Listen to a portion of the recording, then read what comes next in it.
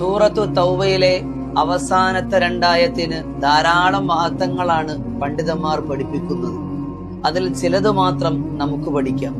ഒന്നാമത്തത്, എല്ലാ നിസ്കാര ശേഷവും 7 തവണ പാരായണം ചെയ്താൽ ജയിലിൽ കഴിയുന്നവർക്ക് അല്ലാഹു തആല മോചനം നൽകും.